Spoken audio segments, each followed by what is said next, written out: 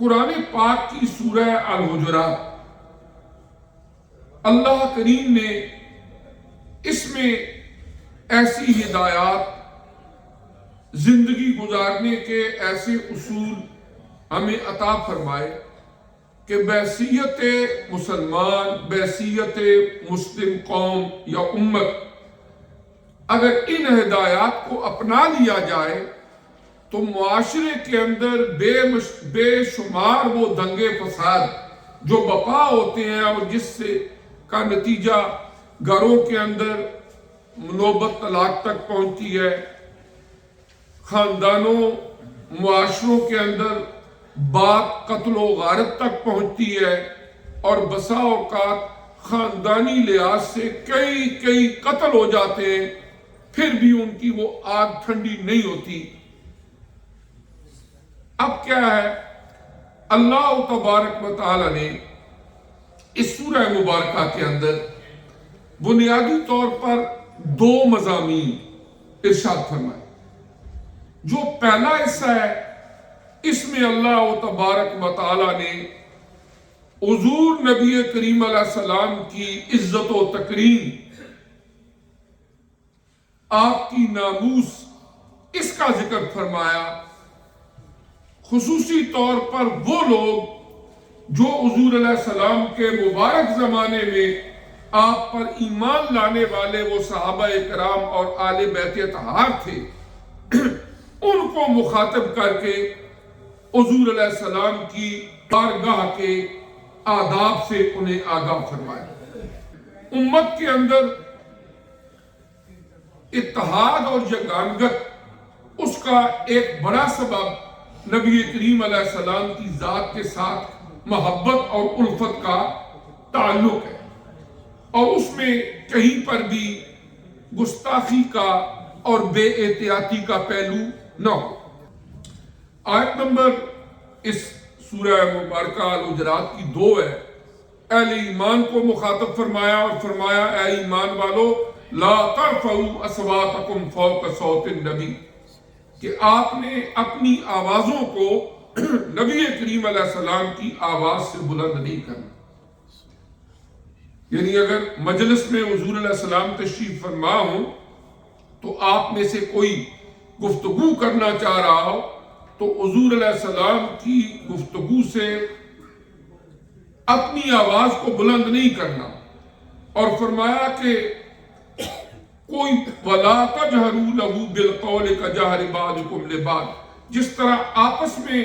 گفتگو کرتے ہوئے بآواز بلند بھی گفتگو کر لیتے ہو، جب بارگاہ نبوت میں حاضر ہوں وہاں پر اپنی آوازوں کو پست رکھو۔ یہ بھی اس بارگاہ کا ادب ہے۔ فرمایا اگر ذرا سی بھی گستاخی ہوگی، ان تخبط اعمالکم وانتم لا تشعرون، کہیں ایسا نہ ہو کہ تمہارے زندگی کے سارے عمل ضائع ہو جائیں اور تمہیں شعور بھی نہ ہو، پتہ بھی نہ ہو کہ یہ اعمال جو ہیں وہ ضائع ہو گئے۔ ایک تو بنیادی طور پر حضور علیہ السلام کی بارگاہ کا ادب جو ہے وہ آیت نمبر 5 تک سکھایا گیا۔ پھر آیت نمبر 6 سے آگے اس سورہ مبارکہ کے اختتام تک اللہ تبارک و تعالی نے ہر حکم کو جب ارشاد فرمایا تو اس کا آغاز یا ایھا الذین آمنوا سے فرمایا، اے ایمان والو، اور پھر ہر ایک حکم اس کی تلقین کی کچھ وہ معاشرتی یا سماجی برائیاں جو لوگوں کے درمیان دوریوں کا سبب بنتی ہیں، گھروں کے اندر فتنے فساد برپا ہوتے ہیں، اچھی بلی مخلصانہ دوستیاں دشمنیوں میں تبدیل ہو جاتی ہیں، بات ابتدان گالی گلوچ لڑائی جھگڑے تک پہنچتی ہے، اور پھر بسا اوقات کئی قیمتی جانیں بھی ضائع ہو جاتی ہیں۔ اگر آپ کو کہیں پر آگ لگی ہوئی نظر آئے، فائر بریگیڈ کی گاڑیاں دائیں بائیں سے پانی ڈال کے آگ بجھا رہی ہوں، آپ وہاں چلے جائیں اور جا کر پوچھیں کیا ہوا ہے، تو کوئی بھی نہیں آپ کو کہے گا کہ آسمان سے آگ کا ایک بہت بڑا بگولا آیا اور یہاں پر آگ لگ گئی۔ بات اتنی سی ہوگی کہ کوئی شارٹ سرکٹ ہوا ہے، کسی نے ماچس کی ایک تیلی لگا دی ہے، کسی نے یہاں پر ایک جلتا ہوا سگریٹ پھینک دیا ہے، کرتے کراتے چھوٹی سی آگ ہوتی ہے، پھیلتے پھیلتے وہ پورے گھر کو بلکہ محلے داروں کو بھی متاثر کرتی ہے۔ آج تو ایک حرف سے زائد نہیں یہ ماجرا، بڑھتے بڑھتے ایک دن یہ داستان ہو جائے۔ چھوٹی سی بات ہوتی ہے، پھر وہ ایک قصہ بن جاتا ہے، ایک کہانی بن جاتی ہے،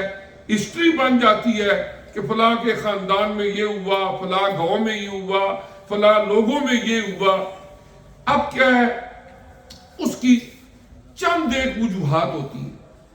اور یہ سورہ مبارکہ سورہ حجرات ہمارے سماج اور معاشرے میں ہمارے تعلقات کو خوشگوار رکھنے کے لیے اس مالک حقیقی کی طرف سے ہدایات پر مشتمل ہے جس نے ہمارے وجود کو، ہمارے خون کے ایک ایک قطرے کو، ایک ایک باڈی سیل کو پیدا کیا، اور وہ ہماری سائیکی کو، ہماری ڈیزائرز کو، ہمارے سینٹیمنٹس کو بہت بہتر طریقے سے جانتا ہے۔